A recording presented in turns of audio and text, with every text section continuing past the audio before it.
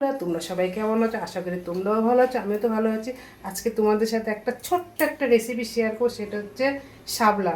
শাপলা আমি চিংড়ি মাছ দিয়ে ভাজা করবো, কী করে করি সেটাই তোমাদের সাথে শেয়ার করবো। চলো, প্রথমে কড়াইতে তেল দিয়ে দিয়েছি, চলো দেখ কী করে করি, শুরু করে দিই। শাপলাটাকে ছোটো ছোটো করে কেটে নিয়েছি, এটাই তোমাদের সাথে আজকে রেসিপিটা শেয়ার করব। তার সাথে কি কি লাগছে হচ্ছে যে চিংড়ি মাছ নিয়ে এসে চিংড়ি মাছ দিয়ে শাপলা বটিটা করব। আর কি কি লাগবে সঙ্গে, এই যে পেঁয়াজ আর হচ্ছে কাঁচা লঙ্কা চেরা, আর সঙ্গে কালো জিরে ফোড়ন। আর দুপুরে কি কি করব আজকে বন্ধুরা, এই যে ঢেলা মাছটা নিয়ে এসছে, এটাকে ঝোল করব কালো জিরে ফোড়ন দিয়ে, নুন হলুদ মেখে নিচ্ছে। আর এদিকে যে ইলিশ মাছটা দেখছো বন্ধুরা, মাছটা না একটু নরম আছে, বুঝতে পারলে? তা ভাবছি কি এটাকে এটা চচ্চড়া করব। তা চচ্চড়া কী দিয়ে করব সেটা হচ্ছে যে 4-5 রকমের সবজিটা কেটে নিয়েছে, এটা দিয়েই চচ্চড়া করব। আর এই যে ঢেলা মাছটা, এটা কচু গাঁটটি আর আলু দিয়ে কালো জিরে ফোড়ন দিয়ে ঝোল করব। আর এই যে ধনে পাতাটা, এটা যে ইলিশ মাছের চচ্চড়ায় নামানোর আগে দেবো। আর এদিকে দেখো বন্ধুরা, কড়াইতে তেল দিয়ে দিয়েছি, বসিয়ে দিয়েছি, আর একদিকে যে কড়াইতে তেল দিয়ে দিয়েছি। যেটা তোমাদের সাথে শেয়ার করবো বন্ধুরা, সেটা হচ্ছে এই যে শাপলা বটি। প্রথমে কালো জিরে ফোড়ন দেবো, আর হচ্ছে পেঁয়াজ দেবো,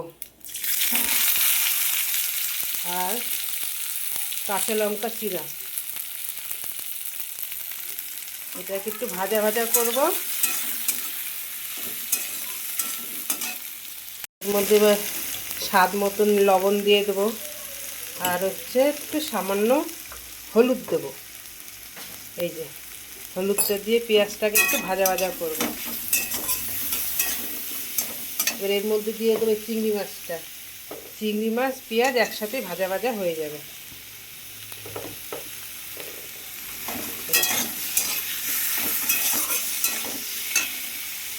বন্ধুরা, যে চিংড়ি মাছ পেঁয়াজ ভাজা ভাজা হয়ে গেছে, এর মধ্যে এবার দিয়ে দেবো এই যে এই শাপলাটা কেটে রেখেছে। এটা একদম ঝটপট রান্না, এটা আর খেতেও খুব দারুণ, দুর্দান্ত দারুণ লাগে। দেখো কতটা দিয়েছি, কেটুখানি হয়ে যাবে, একটুখানি পরে দেখো খালি। বন্ধুরা, এই শাপলা বটি পুরো হয়ে গেছে, তো 10 মিনিটে রান্না কমপ্লিট হয়ে যাবে। এত সোজা রান্না এটা, শাপলা বটি ভাজা চিংড়ি মাছ দিয়ে। চলো, এদিকে হয়ে গেছে। ভেবেছিলাম তোমাদের সাথে শুধু শাপলা বটিটা রেসিপিটাই শেয়ার করব, তার সঙ্গে তোমাদের সঙ্গে আরেকটা জিনিস রেসিপি শেয়ার করে নিজে ইলিশ মাছ। সবাই তো অনেকেই খেয়েছো, সর্ষে খেয়েছো, ভাপা খেয়েছো, এবং ঝোলও খেয়েছো। আজকে তোমাদের সাথে যেটা শেয়ার করবো সেটা হচ্ছে কাঁচা মাছের চচ্চড়া। তার সঙ্গে প্রথম কি দিচ্ছি বন্ধুরা, দেখো ঝিরি করে পেঁয়াজ কেটে নিয়েছি, আর লঙ্কা চিড়ে নিয়েছি, আর হলুদ স্বাদ মতন লবণ, আর কাশ্মীরের লঙ্কার গুঁড়ো, এর একটু হালকা একটু কালার আসে, আর ধনে পাতা দিয়েছি। আর এর মধ্যে দিয়ে দেবো কাঁচা সর্ষের তেল। আর কে কে খাও বন্ধুরা অবশ্যই জানিও, কাঁচা মাখাম, মানে কাঁচা পুরো মাছটারে পুরো মেখে চুকে বসাবে, এরকম কে কে খাও অবশ্যই বন্ধুরা কমেন্টে জানিও আমাকে। এই দেখো পুরো মেখে নিলাম। অনেকে পারলে হাতা দেওয়া মেখে নিতে পারো, কারণ আমি ঝাল লাগতে পারে, জ্বালা করতে পারে। এবার এই সবজিগুলো দিয়ে পুরো মেখে নেব। পুরো সবজিটাকে এই মশলাটা দিয়ে ভালো করে মেখে নেব বন্ধুরা।